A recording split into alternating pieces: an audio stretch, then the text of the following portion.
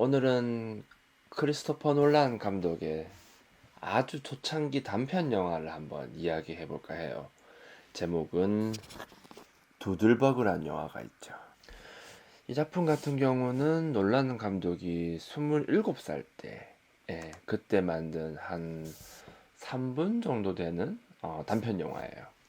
학생 때 만든 것 같아요. 이게 대학생 때 만드는 걸로 흔히 알려져 있는데 뭐 나이대를 본다 하더라도 얼추 맞는 것 같습니다.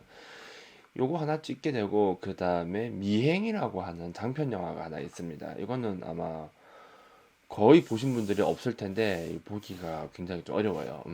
그게 하나 있고 그런 다음에 메멘토라고 하는 영화가 나오게 되죠.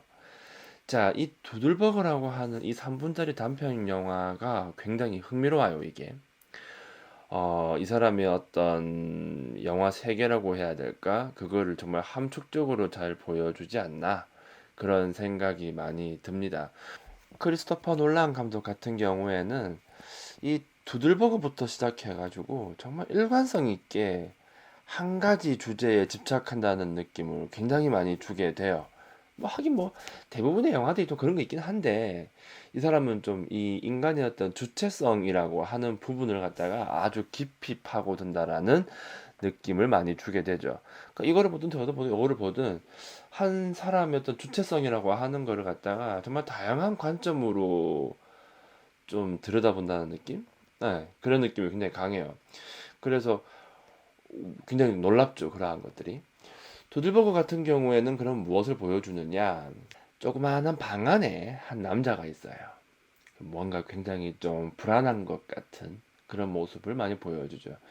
음악은 굉장히 음침하고 뭔가 좀 쫓기는 것 같은 그런 모습을 보여주는데 뭔가를 막 찾고 있어요. 시계 바늘 소리가 들리고 있고 그 이외에는 뭐 아무 소리도 안 들립니다. 정적이고요. 그러다 갑자기 전화벨이 떼르릉 하고 울려요. 긴장감이 훨씬 더 가속되게 되죠.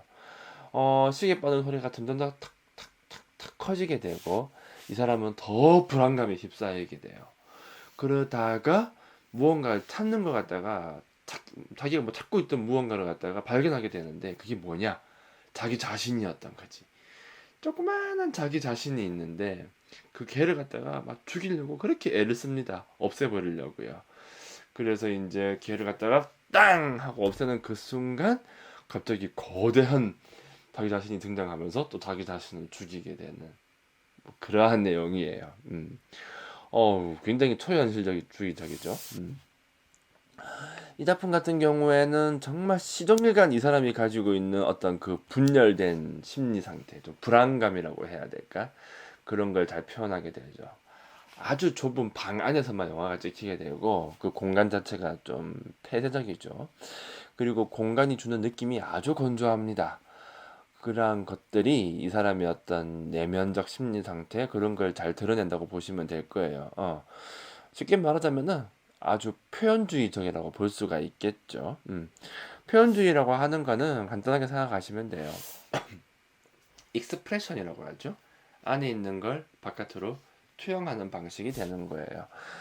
옛날에 독일에서부터 시작된 방식인데, 그 사람이 어떤 심리 상태를 갖다가 주변의 어떤 뭐 환경 같은 것들 있잖아요. 그런 걸 통해서 표현하는 방식이에요.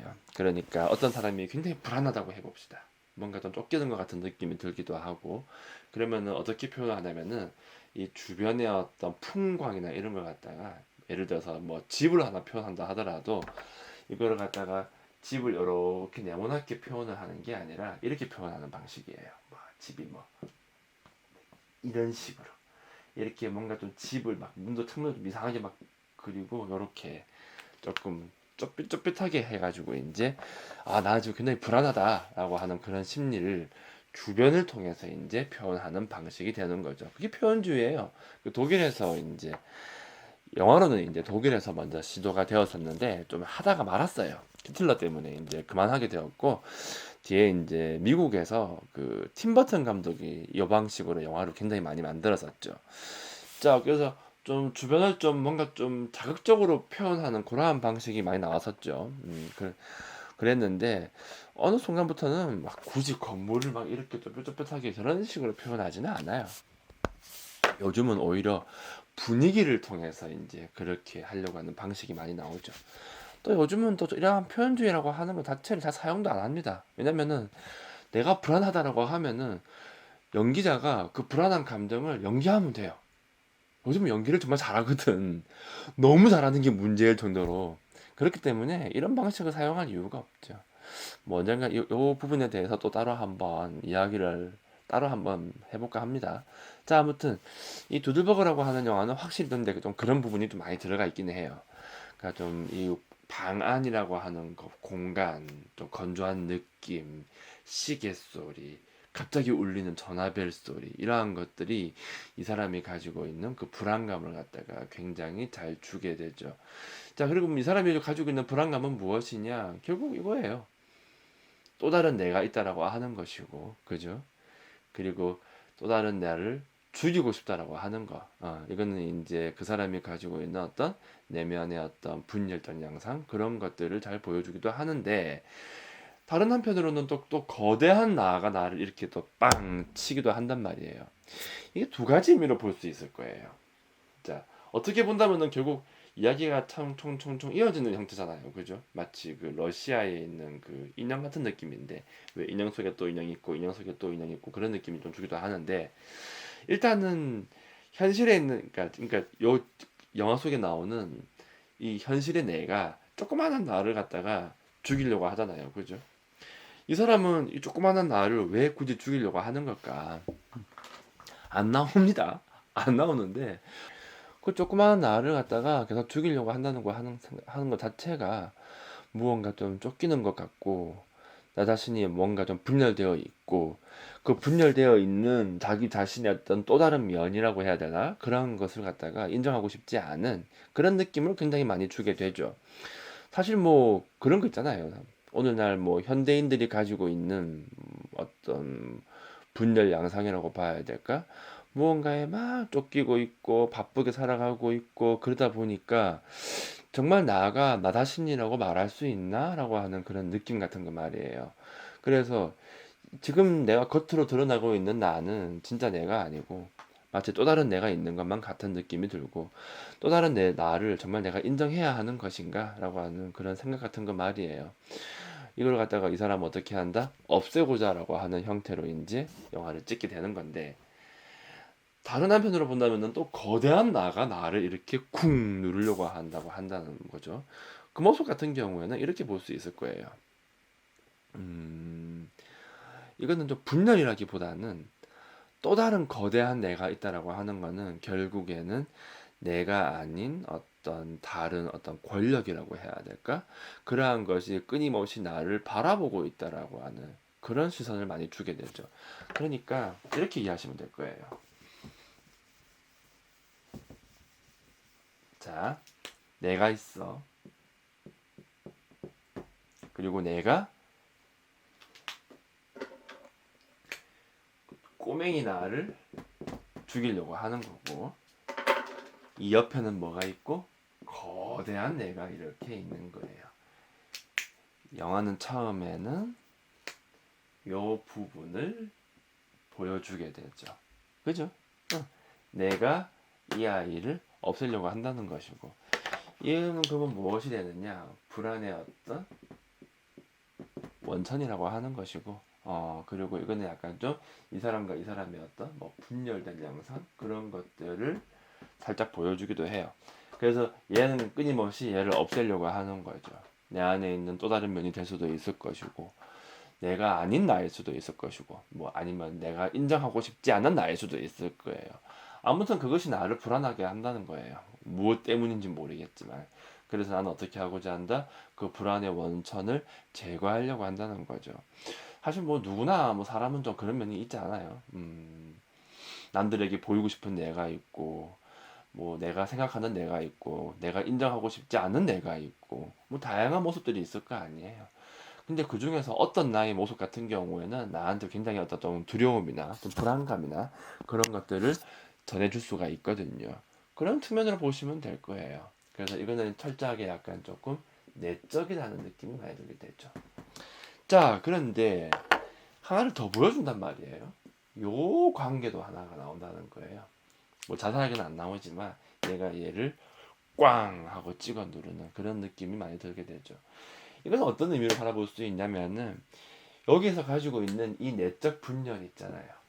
이것의 원인이 어디에서 오냐는 느낌을 굉장히 많이 주게 돼요. 자, 락강식으로 표현을 한다면은 이 큰 나는 대타자라고 하는 느낌을 많이 주게 되죠.